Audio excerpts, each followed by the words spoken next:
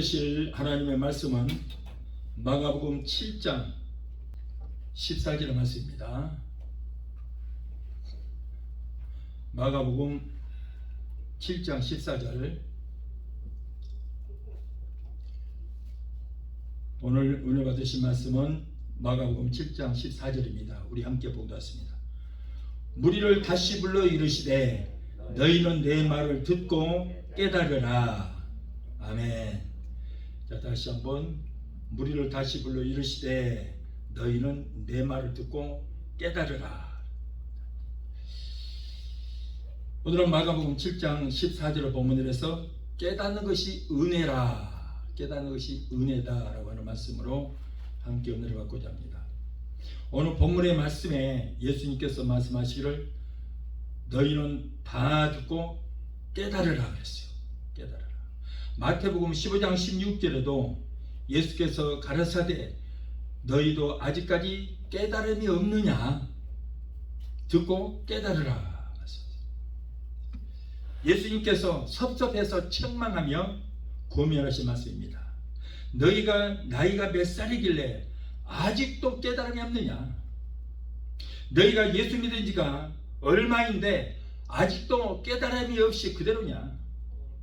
직분도 주었는데, 축복도 주었는데, 실현도 주었는데 아직도 깨달음이 없느냐?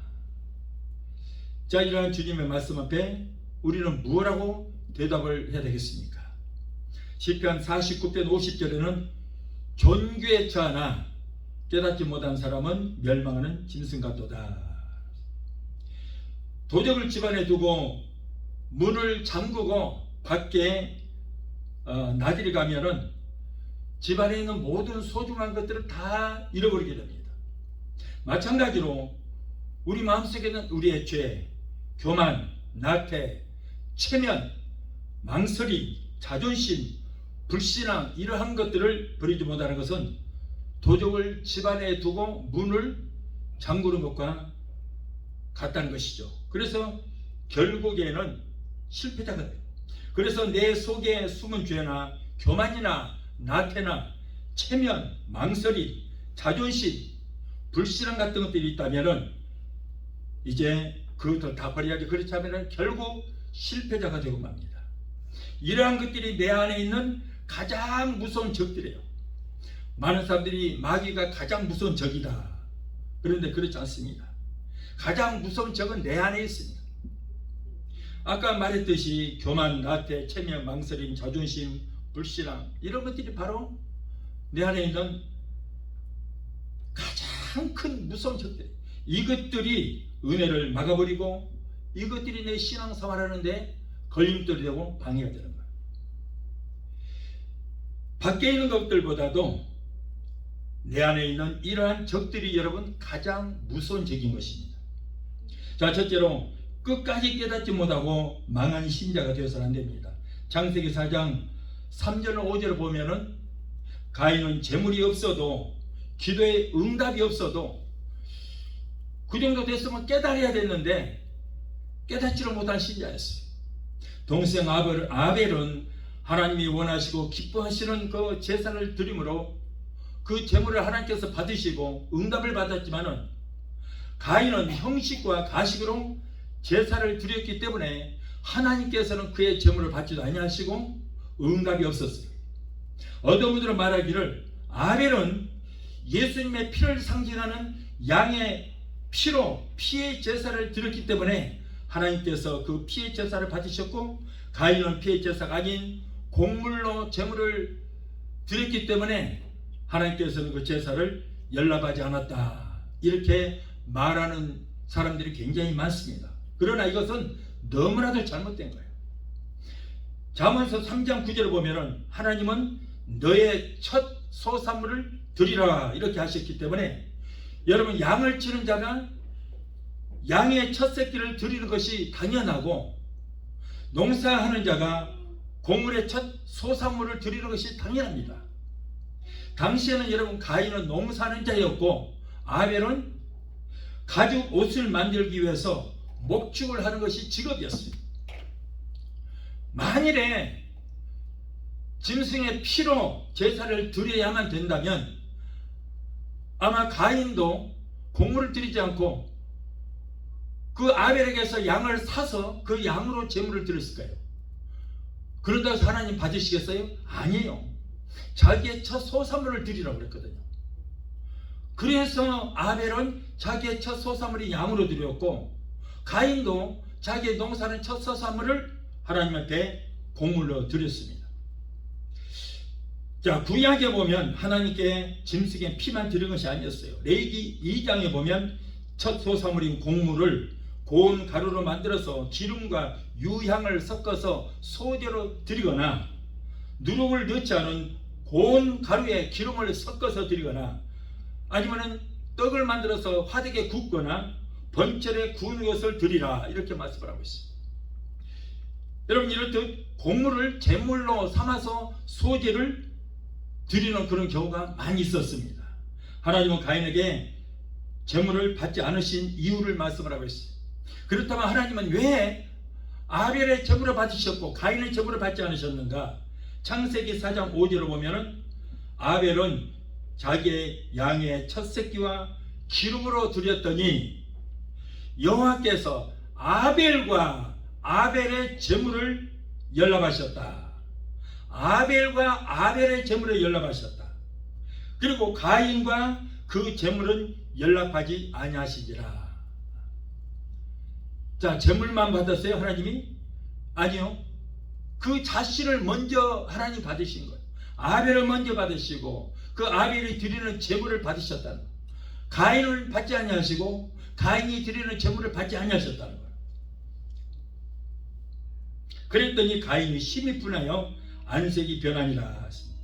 아벨이 마음과 뜻과 정성을 다해서 드리는 그 마음을 먼저 받으시고 그와 더불어서 그의 제물을 받으셨다.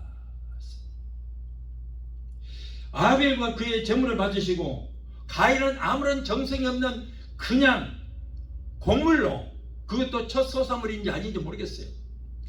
그냥 쓱쓱 펴다가, 그때 당시에는 밀이 주식이기 때문에 밀을 펴다가 타작해서 고운 가루로 만들어서 거기다 기름을 섞어서 드려야 되는데 그냥 통밀로 드렸거나 아니면은 보리개떡을 만들어서 드렸거나 정성이 없이 드렸기 때문에 하나님께서는 가인과 가벨의 제물을 받지 아니하셨다. 여러분, 하나님은 고기를 좋아하시고 곡물을 좋아하지 않아서 아벨의 제사만 받으시고 곡물 제사는 받지 않으셨다, 이것이 아닙니다.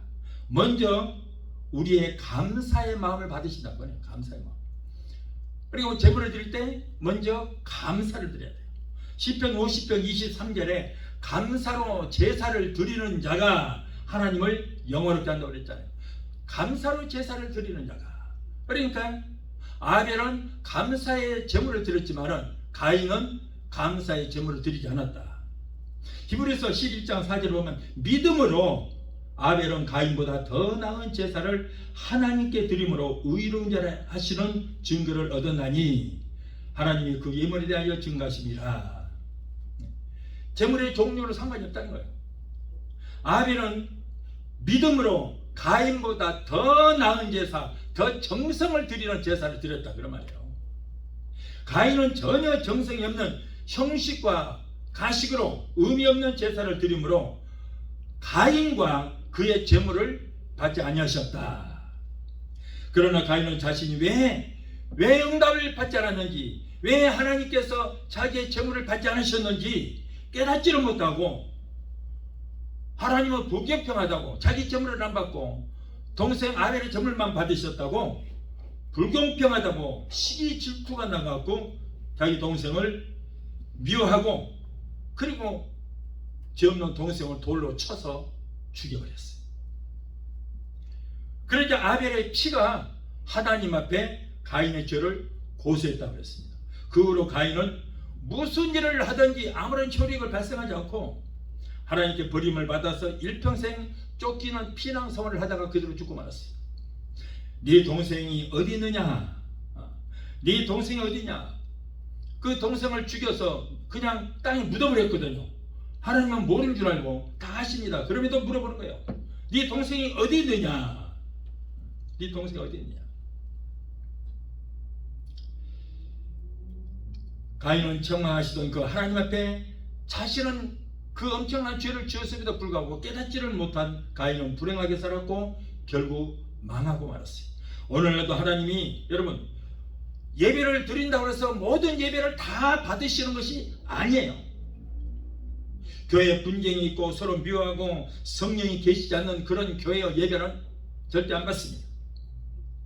예배하는 자가 먼저 절대 회개하고 나 자신을 깨뜨려 우리의 몸과 마음을 들여 성령 안에서 믿음으로 감사의 예배를 드릴 때에 그 예배를 받으시는 거예요.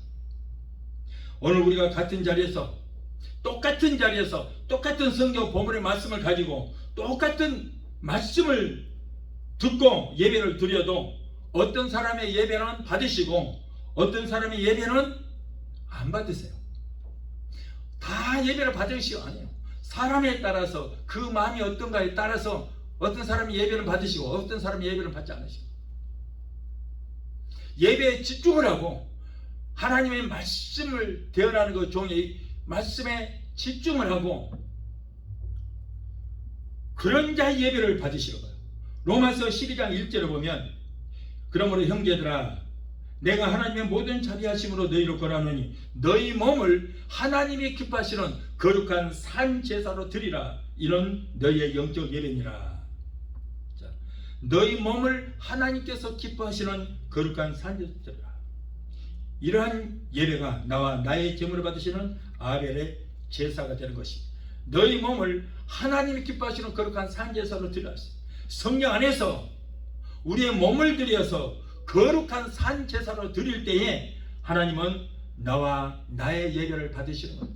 아무런 의미 없이 주일날 교회 안 나가면 뭔가 마음이 깨름치게 해서 일수도장 찍듯이 그런 마음으로 와서 앉아있으면 그 사람과 그 사람의 예배는 받지 아니하신다. 결국 가인의 예배가 되고 마는 거예요. 오케스트라의 아름다운 음악에 맞춰서 수백 명의 찬양대가 찬양을 드리고 교회를 아름다운 보석으로 꾸몄다 할지라도 하나님이 받지 않으시는 예배가 있습니다. 성령님이 계시지 않는 교회는 여러분 예배를 받지 아니하시는 것입니다. 교회의 주인이 누구십니까? 오늘날 교회의 주인이 누구예요? 성령님이에요. 그런데 주인이신 성령님이 계시지 않은 곳은 종교시설에 불과한 거예요. 교회가 아닙니다. 그러므로 여러분 아무리 아름답게 교회를 꾸미고 수십 명의 오케스트라 음악에 맞춰서 수백 명의 찬양대가 거룩한 찬양을 드린다고 해서 그것을 하나님이 기뻐하시는 거 아니에요. 아닙니다. 그 교회에 주인 되시는 성령님이 계셔야 될 줄 믿습니다. 오늘날 정말 우리가 정신 바짝 차려야 될 거예요. 오늘 많은 사람이 그래요. 하나님이 예수님이고 예수님이 성령으로 오셨다. 그래서 이 교회에 예수님이 계신다는 거예요. 자, 이 사람은 너무나도 안타까운 거예요. 자, 하나님은 하늘에 계십니다. 예수님은 하나님 우편에 계시다가 앞으로 저리로서 산자와 죽은 자를 심판하시리라. 앞으로 예수님께서는 공중 재림과 지상 재림을 하실 것입니다.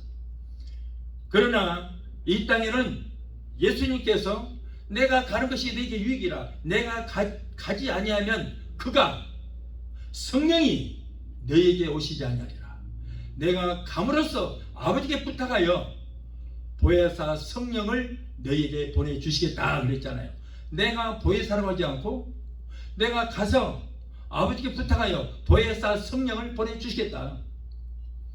그래서 오순절 마가다락방에 예수님이 보내신 성령이 그들에게 오셨고 오늘날도 교회의 주인 되시는 성령님이 우리 가운데 오신 줄 믿습니다. 그래서 성령님이 인정하고 환영하고 모셔드리고 이 교회의 주인으로 모실 때만이 여러분 그 교회의 예배를 받으시는 거예요.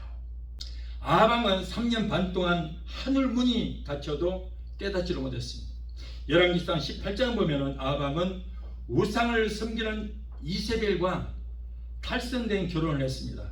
그 부인의 말을 듣고 여호와를 섬기는 제단을 불사르고 선지자를 죽였어요.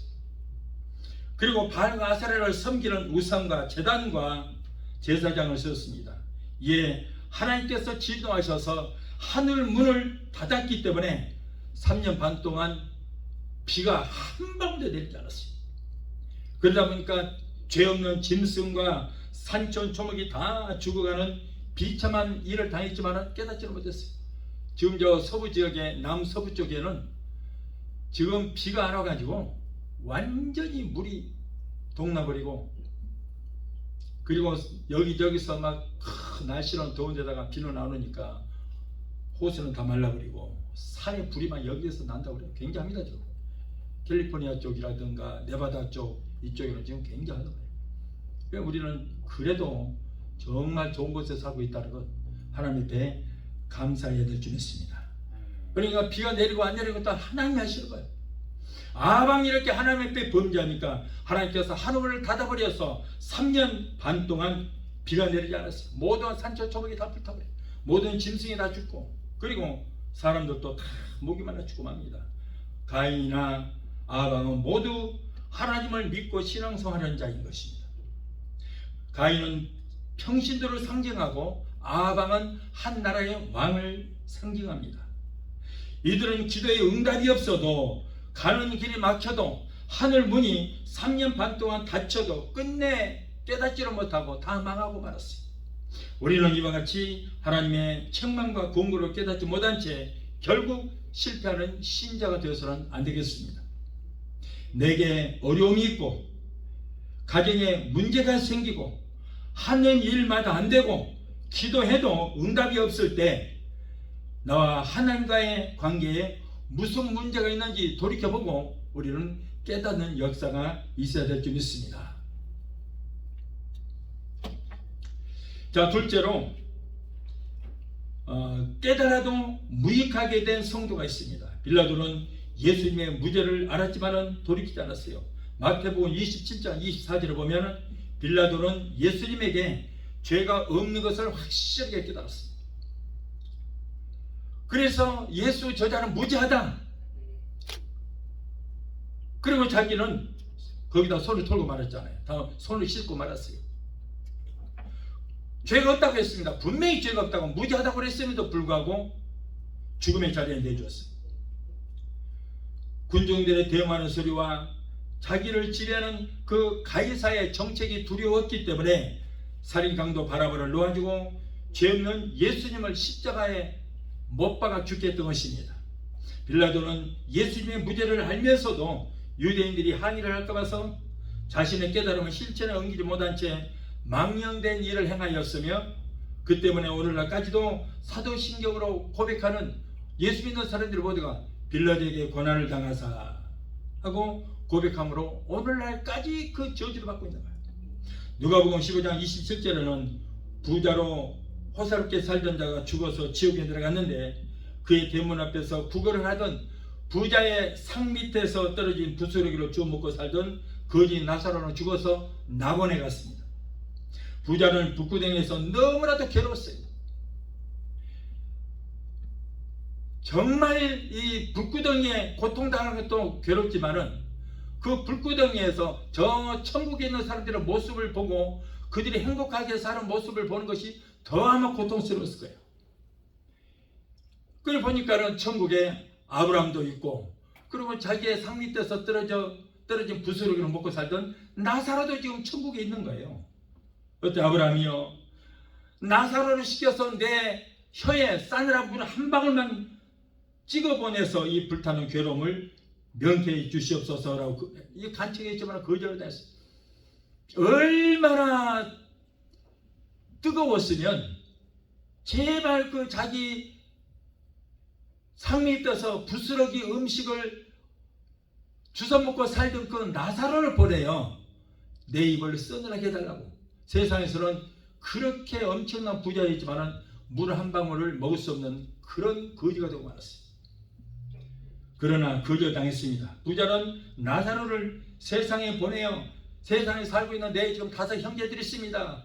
그들에게 복음을 전해서 이 무시무시한 지옥에 오지 않도록 해주십시오서 이렇게 부탁을 했습니다. 그러나 아브라함은 나사로를 보내지 않아도 세상에는 전도자나 목회자가 많이 있다. 너희 5 형제가 그들의 말을 듣지 않는다면 나사로를 보내서 복음을 증거한다고 해도 나사로의 말을 듣지 않을 것이다. 지옥에 내려간 부자가 비로소 그때야 깨달았지만 그 깨달음은 너무 늦었기 때문에 자신은 물론이고 자기 형제들도 구원을 받지를 못했습니다. 부자는 세상에 있을 때 수많은 전도자들이 부자에게 복음을 전했을 것입니다. 제발 예수 믿고 구원을 받으십시오. 그렇게 전도를 했지만은 부자는 이 땅에서 영원히 부귀와 영화를 누리며 살 줄 알고 땅의 것만 바라보고 그렇게 살다가 결국 죽어서 지옥에 떨어져 말았어요. 오늘날도 자기는 분명 기독교인이라고 하고 장로님, 권사님, 집사님이라고 소개합니다. 나는 권사입니다. 나는 장로입니다. 그래서 그래요? 어느 교회 나가십니까? 라고 물으면 예, 내가 교회에서 시험이 들어서 교회 안 나간 지가 지금 몇 년이 됐습니다. 그런 사람이 있어요.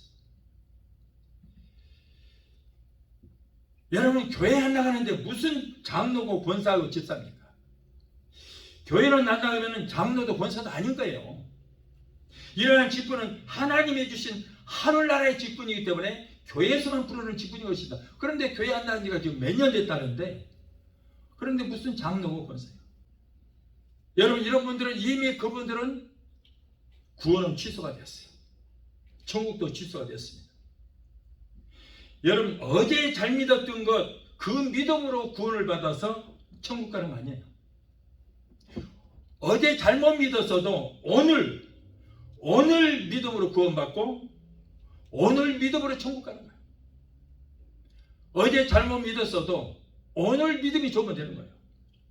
여러분, 예수님 한편 강도 그 사람이 교회 한번 가봤습니까? 예배 한번 들어본 일도 없어요.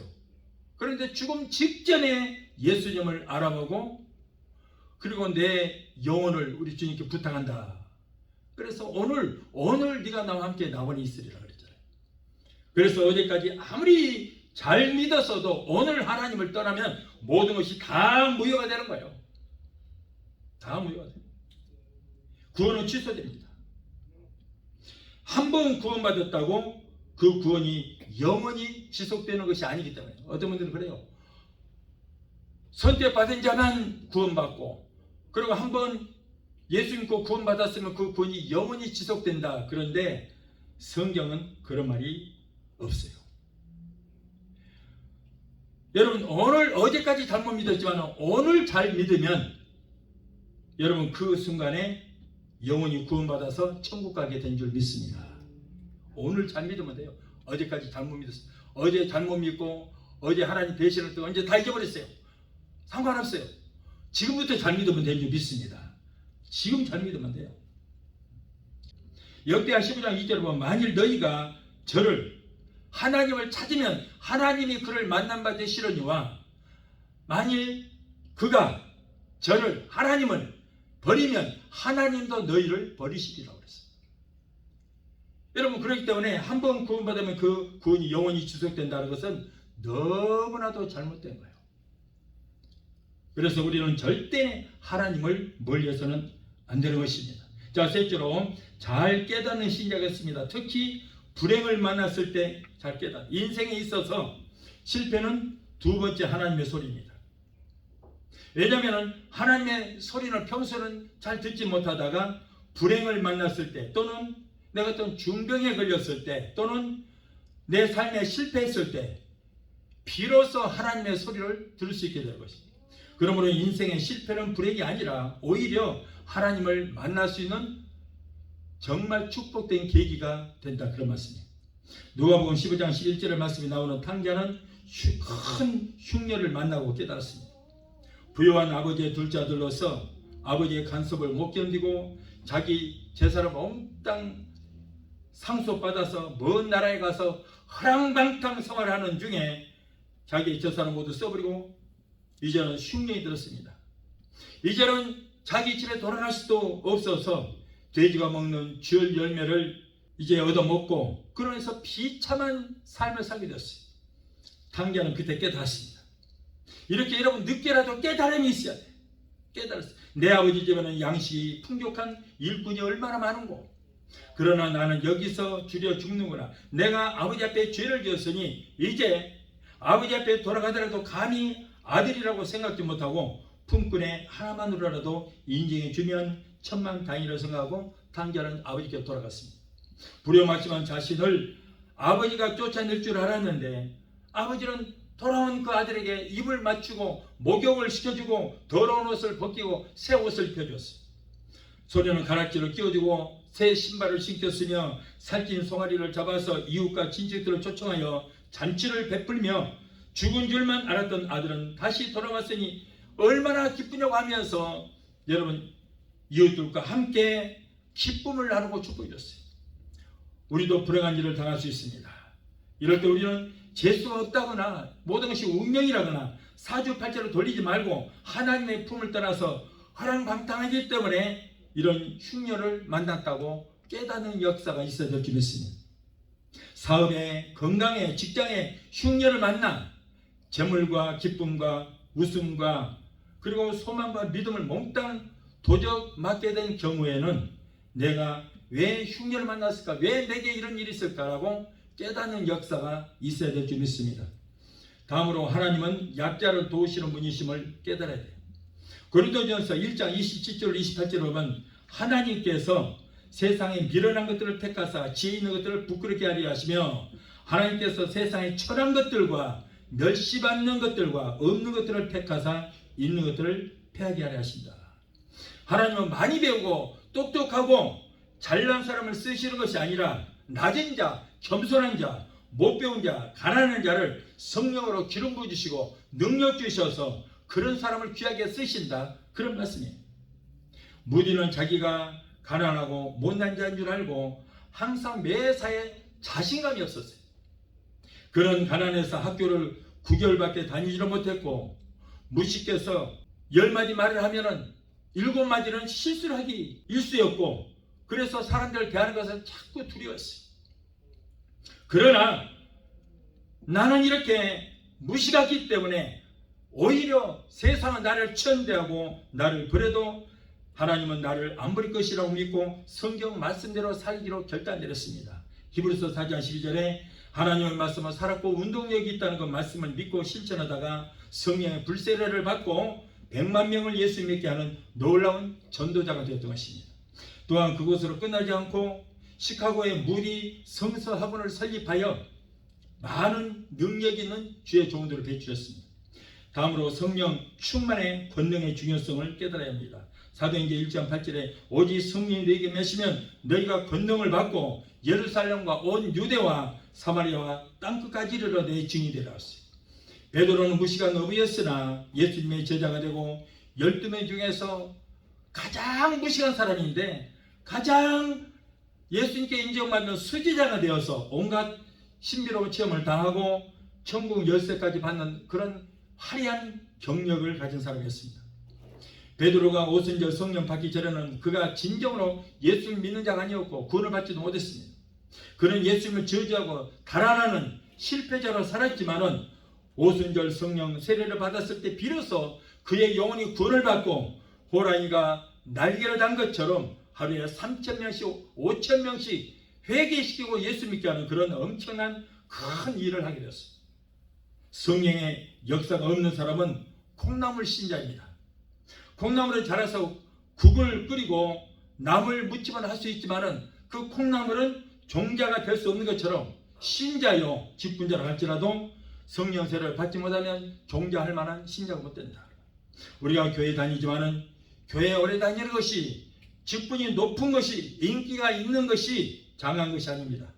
많은 사람들이 박사가 되기를 원하고 목회자들도 때로는 목회학 박사나 신학 박사 학위를 가지고 있다 할지라도 그런 박사가 그 학위가 교회에 무슨 유익을 되겠습니까? 그것들이 세상에 액세서리가 될 수는 있겠지만은 하나님께서는 그것들을 인정하지 않는다. 그것들이 세상에 액세서리는 될 수 있지만은 하나님은 성령 충만한 자를 인정하시는 거예요. 하나님의 주의 종이 성도들의 영혼을 살리는 진정한 목사가 되기를 원하시지 주의 종이 박사 되기를 원하시는 것이 아닌 거예요. 박사하기가 세상 지식이 신학 지식이 사람들의 그 영혼을 구원시키지 못하는 것입니다. 또한 목회자의 명함이나 신문 광고에 화려한 경력이 수십 개로 장식이 되어 있다 할지라도 세상 사람들에게 자랑거리가 되고 세상의 액세서리가 될지는 모르겠지만은 그러한 경력이나 이력을 하나님께서는 인정하지 않는다. 하나님은 세상 지식이 풍부한 사람을 쓰는 것이 아니라 성령으로 충만한 사람을 여러분 은사를 주셔서 그런 사람을 귀하게 쓰신 줄 믿습니다. 하나님은 우리가 아무런 이력이나 경력이나 박사학위가 없을지라도 목회자가 성령을 충만히 받고 성령의 은사를 받아서 성령의 인도를 받아서 영혼을 불쌍히 여기고 영혼을 살리기 위해서 열정을 가지고 목회하는가, 그것만 보시는 거예요. 또한 생각이 깊은 성도들은 담임 목사가 설령 박사 학위를 받았다고 할지라도 그것들로 목사로 인정치 않고 오직 우리 목사님이 성령 세례를 받았는지 못 받았는지 세상 지식과 세상적인 방법으로 목회하는 건지 성령의 인도하심을 따라서 성령의 은사로 목회하는지 우리 교회가 성령님이 역사하는 교회인지 인본주의 교회인지 성도들은 다 알고 있는 거예요. 오늘날 교회나 목사나 장로나 안수집사나 권사나 평신도나 누구라도 여러분 성령의 불세를 받아야 된다는 것을 깨닫고 내가 성령세를 받기 전인지 성령세를 받은 후인지를 또한 깊이 깨달아서 오직 성령의 불가마 속으로 들어갔다 나온 사람만 주님께서 은사 주셔서 그런 조언들을 귀하게 쓰신 줄 믿습니다. 감리교의 창시자 요한 웨슬레는 성령 받기 전에는 아주 화려한 경력을 가졌습니다. 스스로가 그걸 자부심을 가졌습니다. 목사의 16번째 아들로 태어났어요. 옥스퍼드 대학을 수석으로 졸업했어요. 그리고 날마다 성경을 읽고 기도하고 전도에 힘썼으며 신학대학 역시 수석으로 졸업을 하고 그리고 목사가 되고 대학 교수가 됐습니다. 그러나 성령 세례를 받지 않으면 자기가 열정을 가지고 했던 모든 것들이 하나님과는 상관이 없고 자신의 의만 나타내기 위함이라는 것을 깨닫고 성령의 불세례를 받기를 그렇게 갈망하고 기도했어요. 그런데 성령께서 어느 영국의 시골의 조그마한 교회를 인도하시는 거예요. 그 교회에서 말틴 루터의 로마서 강의를 듣다가 성령의 뜨거운 불세례를 받고 망해가는 영국을 구원하고 감리교의 창시자가 되었고 믿을 수 없는 꿈과 같은 기적을 행했고 능력을 행했습니다. 요한 웨슬레는 누구보다도 지식이 풍부한 목회자였지만은 성령 없는 목회는 모든 것이 가짜인 것을 깨닫고 성령 충만 받기를 선포했던 거예요. 오늘날 성령 받지 못한 목회자들은 자기가 성령을 받지 못한 것을 감추기 위해서 우리가 모두가 예수를 처음 믿을 때 다 교회 가면 성령을 받았다고 이렇게 말을 하고 있습니다. 왜 이렇게 말합니까? 이런 분들은 성령을 받아보면은 그 받은 증거를 받아보지를 못해서 몰라서 하는 말이에요. 여러분 우리는 절대 그런 말 듣지 말고 성령 충만을 삼아다가 뜨거운 불세례를 받아야 될 줄 믿습니다. 여러분 예수님도 성령 받고 목회했어요. 3년 반 동안 예수님을 따라다녀도 성령 받지 못하여 나약한 제자들에게 성령을 받으라고 그랬어요. 에베소 교인들에게 너희가 믿을 때 성령을 받았느냐고 그랬습니다. 아니요, 우리는 성령 있음도 우리는 성령 받지도 못했습니다. 사도 바울이 그들에게 안수함에 그들이 성령을 받고 방언으로 말하고 여러 가지 은사를 받게 되었던 것입니다. 사랑하는 여러분, 성령 권능의 중요성을 깨닫는 신자, 동역자, 직분자들이 다 되게 되시를 예수 이름으로 축원합니다. 여러분 우리는 신앙생활을 한다고 하지만은 스스로 깨닫는 신자라고 할 수는 없습니다. 하나님께서 책망하시고 권고하실 때 우리는 깨닫고 돌이켜서 새로워지는 사람만이 승리하는 신앙생활을 할 수 있게 된 줄 믿습니다. 가인이나 아방은 깨닫지 못하고 결국 망한 선지자들이었어요. 또 우리가 깨달았으면은 돌이켜야 되는데 돌이키지 않으면 안 되는 것입니다. 가룟 유다는 자신의 잘못을 깨달았지만은 회개하지 않고 돌이키지 않았기 때문에 결국 자살하고 말았어요. 빌라도도 깨달았지만은 돌이키지 않으므로 예수님의 죽음의 자리에까지 내어주고 말았습니다. 지옥의 불 가운데 있는 부자도 뒤늦게 지옥에 가서야 깨달았지만은 너무 늦은 깨달아야 했기 때문에 결국 그는 실패자가 되고 말았던 것입니다. 우리는 이 세상을 살면서 불행이 오면 나와 하나님과의 관계에서 무엇이 잘못되었는가를 깊이 깨닫고 우리는 돌이켜야 될 줄 믿습니다. 당자는 흉년을 만났을 때, 요나는 고래 뱃속에 있을 때 깨달았습니다. 히스기야는 사형언어를 받고 그때야 깨달았습니다. 또한 유급안일을 당할 때 속히 깨달아야 됩니다. 베드로와 요한 웨슬레는 성령 권능의 중요성을 깨닫고 성령 세례를 갈망하다가 놀랍게 변화를 받고 엄청난 일을 했습니다. 사랑하는 성도 여러분, 우리는 하나님 앞에 모든 조건이 약자이고 불행하기 때문에 무디와 요한 웨슬레처럼 주님 말씀대로 살고자 성령 세례를 받고자 기도하시다가 새로워지게 되시기를 예수 이름으로 축원합니다. 성령 권능의 중요성을 깨닫고 그것보다도 더 중요한 것이 있습니다. 다른 것은 모두 뒤로 미루고 먼저 우리가 하나님 앞에 목숨 걸고 성령 충만을 위해서 기도하다가 성령의 불세례를 충만히 받는 여러분이 되시기를 예수 이름으로 축원합니다. 우리 찬양하고 하시고 기도하시겠습니다.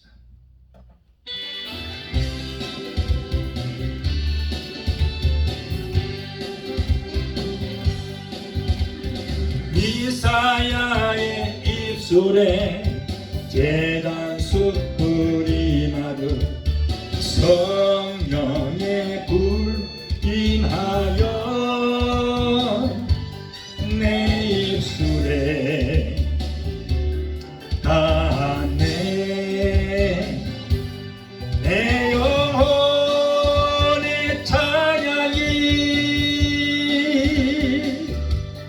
내 마음 속에 기도가 내 입술의 전도가 열매 맺기를 원하네. 예레미야 입술에 주의 말씀 주시듯 내일에도 말씀이 넘쳐나게 하소서. 내 영혼의 찬양이 내 마음 속에 기도가 내 입술의 전도가 열매 맺기를 원하네. 기도하시겠습니다. 자, 우리 조시다 우리 감사합니다. 오늘은 깨닫는 것이 은혜라는 귀한 말씀 주시면 감사합니다. 너희는 다 듣고 깨달으라고 말씀했습니다. 예수께서 가라사대 아직도 너희가 깨달으면서 말씀했습니다. 오늘 말씀을 들었습니다. 이제 깨닫고 돌이키는 우리 모두가 되게 도와 주시옵소서. 예수 이름으로 감사하며 기도합나이다. 아멘. 지금은 우리 죄에서 우리를 구원하신 그리스도 예수 그리스도의 무한하신 은혜와 아들까지도 아끼지 아니하시고 우리를 위해서 내어 주시기까지 우리를 사랑하시는 아버지 하나님의 그 극진하신 사랑과 보혜사 성령님의 내주 교통 충만 역사하심의 은혜가 오늘 주일예배 참석하여 말씀으로 오래받고 돌아가는 귀한 성도들의 가정과 가족과 직장과 사업장과 자녀과 성업과 모든 범사 위에 오늘 유튜브를 통하여 예배에 함께 참석하는 사랑하는 귀한 성도들의 저들 모든 가정과 가족과 직장과 사업장과 자녀들과 생활과 모든 범사 위에 베데스다 순복교회 지금부터 영원토록 함께 하시기를 간절히 축원합나이다. 아멘.